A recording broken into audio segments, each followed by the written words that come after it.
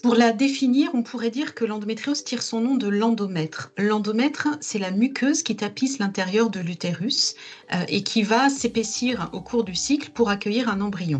Et s'il n'y a pas de fécondation, cette muqueuse ne sert à rien, donc elle se détache et c'est ce qui va former les règles. Et on va parler d'endométriose quand on retrouve ailleurs que dans cette cavité utérine, sur les organes, des cellules semblables à cet endomètre qui se sont greffées. Et la particularité de ces cellules, c'est que chaque mois, au moment du cycle, au moment des règles, elles aussi, où qu'elles soient situées, elles vont se mettre à saigner. Ça va créer des micro-hémorragies, et ces micro-hémorragies qui ne sont pas éliminées par le système immunitaire quand on est atteinte d'endométriose, eh bien, ça va former des kystes, des nodules, des adhérences qui vont coller les organes entre eux. Ça va être source d'une très grande inflammation, de douleur.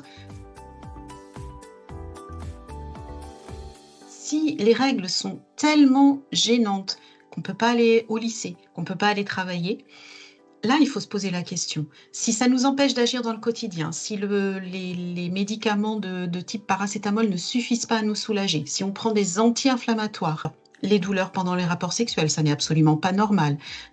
Avoir une alternance diarrhée-constipation au moment des règles, amplifiée au moment des règles. Avoir des difficultés à rester debout, à marcher, à mener ses activités au quotidien, ça n'est pas normal. Quand la douleur devient chronique, et c'est le cas dans 70% des cas, ça doit pousser la personne à aller consulter un médecin. Alors, c'est vrai qu'aujourd'hui, on ne sait pas guérir la maladie, il n'y a pas de traitement curatif, mais on sait effectivement agir sur les symptômes, notamment la douleur.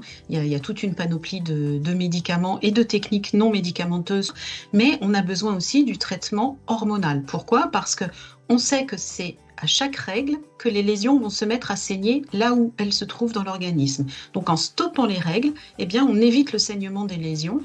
Parfois, on arrive à des échecs de traitement, donc c'est la chirurgie qui arrive en deuxième intention, où là, on va aller retirer des nodules, des kystes. Parfois, on est obligé de retirer des morceaux d'organes, voire des organes dans leur globalité.